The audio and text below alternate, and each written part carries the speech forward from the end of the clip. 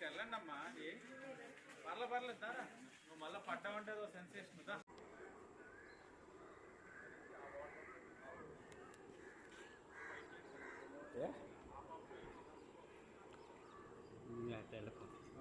Explain చేయి పర్లేదు.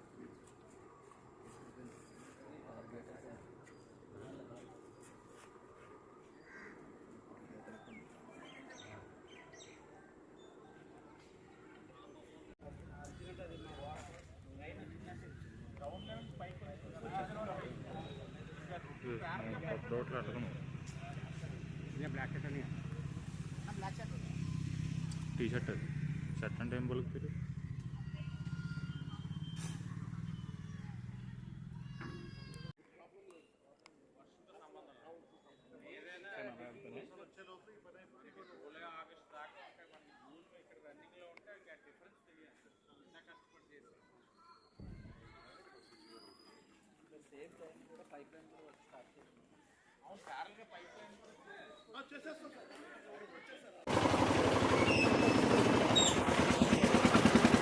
రాజమహేంద్రవరం 41వ వార్డులో ఏదైతే కోటిలింగాలపేటలో వర్షపు నీటి వలన గంటల కొద్దీ నీట మునిగే ప్రాంతానికి శాశ్వత పరిష్కారం కూటమి వచ్చిన తర్వాత చూపించడం జరిగింది.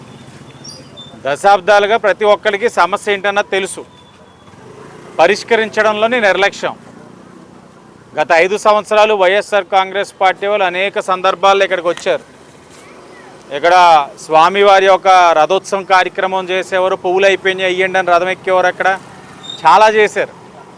కానీ ఇన్ని చేశారు కానీ ప్రజల సమస్యలు ఏంటని ఏ రోజు అడగల. ఇప్పుడు మేము ఆ పువ్వులు అయిపోయింది కూడా వాళ్ళే గుర్తు చేస్తున్నారు. అన్ని డాబు కబుర్లు చెప్పారు కానీ పని అవ్వలేదు, ఇప్పుడు అవుతుందని. పని అవ్వడంలో కూడా ఇక్కడ ఒక విశిష్టత ఉంది. కార్పొరేషన్ నిధులతోటి, అంటే కార్పొరేషన్ నిధులు అంటే నేను గత ప్రభుత్వంలో ఉన్న వాళ్ళు కష్టపడి డబ్బులు తెచ్చింది ఏమీ లేదు. కార్పొరేషన్ నిధులు అంటే స్వతహాగా నగరంలో ఉన్న ప్రజలు ట్యాక్స్ రూపంలో కట్టిన డబ్బు, వివిధ రూపాల పన్నుల రీత్యా వసూలు చేసిన డబ్బు, ఆ డబ్బుతోటే చేసే అభివృద్ధి కార్యక్రమాలే గత 5 సంవత్సరాలని 10 నెలలైనా. కానీ ఇక్కడ విశిష్టత ఏంటంటే సిఎస్ఆర్ ఫండ్స్ కింద మేము తీసుకొచ్చాం. గత 5 సంవత్సరాలు వైఎస్ఆర్ కాంగ్రెస్ పార్టీ వాళ్ళు సిఎస్ఆర్ నిధులు తెచ్చింది ఏమీ లేదు. పేపర్ మిల్లు ఉందంటే పేపర్ మిల్లుతోటి ఎంతసేపు మంతనాలు చేసి బ్యాగులు తీసుకున్నారే కానీ వాళ్ళ దగ్గరించి సిఎస్ఆర్ నిధులు తెచ్చి పేపర్ మిల్లు పక్కనే నివసిస్తున్న ప్రజలకు ఉపయోగపడే కార్యక్రమం ఏ రోజు చేయలే. మేము అధికారంలోకి వచ్చిన తర్వాత 1,20,00,000 ఏపీ పేపర్ మిల్ దగ్గరించి సిఎస్ఆర్ నిధులు, కొత్త పంప్ హౌస్ నిర్మించుకున్నాం. కొత్త పైప్ లైన్ ఏదైతే వేసుకొని అంబేద్కర్ స్టాచ్యూ దగ్గర టింబర్ యార్డ్ ద్వారా మేజర్ డ్రైన్ ఉంది, ఆ మేజర్ డ్రైన్ కనెక్ట్ చేసే కార్యక్రమం తీసుకుంటా ఉన్నాం. అంటే అదనంగా ఇంకో పంప్ హౌస్ పెట్టడం వల్ల ఈ వర్షపు నీరుతో పాటు చుట్టుపక్కల ఉన్న ఇది లోతట్టు ప్రాంతం కాబట్టి చుట్టుపక్కల డ్రైన్ వాటర్ అంతా ఇక్కడికి వచ్చినప్పుడు 2 పంప్ స్టేషన్స్ వర్క్ చేయడం వల్ల నీరు తక్కువ వ్యవధిలోనే అక్కడి నుంచి క్లియర్ అయ్యే పరిస్థితులు మనం తీసుకురాబోతా ఉన్నాం. దానివల్ల ప్రజలు ఏదైతే ఇన్ని సంవత్సరాలు అసౌకర్యం గురై ఉన్నారో దానికి పరిష్కారం తీసుకురాబోతా ఉంది కూటమి ప్రభుత్వం. ఇది ప్రజలు గమనించాలని. ఇదేనే కాదు, ఈ కూటమి అధికారంలోకి వచ్చిన తర్వాత సిఎస్ఆర్ నిధులకి ఇదే కాదు, ఆర్ఎన్బి కంపోస్ట్ యార్డ్ ఆపోజిట్లో ఆర్ఎన్బి కాలనీ ఏదైతే ఉందో అక్కడ కూడా ఒక కమ్యూనిటీ హాల్ చాలా దయనీయమైన పరిస్థితి, చాలా దారుణమైన పరిస్థితి. గత టీడీపీ హయాంలో నిర్మించుకున్నాం ఆ కమ్యూనిటీ హాల్ని. గత 5 సంవత్సరాలు నిర్లక్ష్యం వ్యవహరించారు.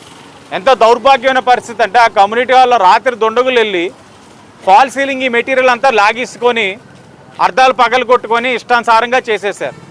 అది మళ్ళీ రెనోవేట్ చేస్తూ ఉన్నాం పేపర్ మిల్లు వారి సహకారం తీసుకొని. అది కాకుండా 36 లక్షలతోటి బీసీ ఎస్సీ హాస్టల్స్ని అన్నీ కూడా రెనోవేట్ చేస్తూ ఉన్నాం. నెగ్గిన వెంటనే 50 లక్షలతోటి ఆ బీసీ ఎస్సీ హాస్టల్స్లోని టాయిలెట్స్ అన్నీ కూడా మరమ్మతులు చేయించడం జరిగింది. అంటే చాలా సుమారు ఒక 2.5 కోట్ల పైన సిఎస్ఆర్ నిధులు ఈ 10 నెలల్లో తీసుకొచ్చాం. ఇది కూటమి యొక్క చిత్తశుద్ధి.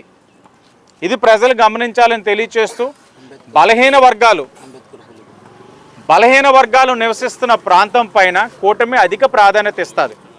ఒక బలహీన వర్గానికి సంబంధించిన ప్రతినిధిగా శాసనసభ్యుడిగా నా పైన బాధ్యత ఉంది.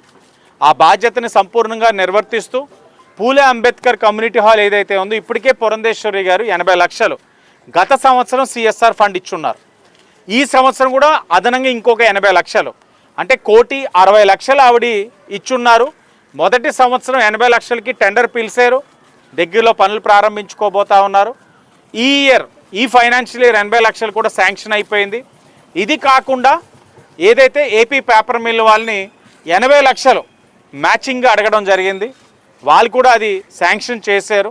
ఆన్ పేపర్ ఏదైతే ఉందో టెక్నికల్ శాంక్షన్ అన్ని కూడా దగ్గరలో చేయబోతా ఉన్నారు. అంటే సుమారు 2,40,00,000తోటి ఆ పూలే అంబేద్కర్ కమ్యూనిటీ హాల్ కూడా ఏదైతే డెవలప్ చేసుకునే బాధ్యత, అభివృద్ధి చేసే బాధ్యత కూటమి తీసుకుంటా ఉంటుందని కూడా తెలియజేస్తూ అందరికీ ధన్యవాదాలు.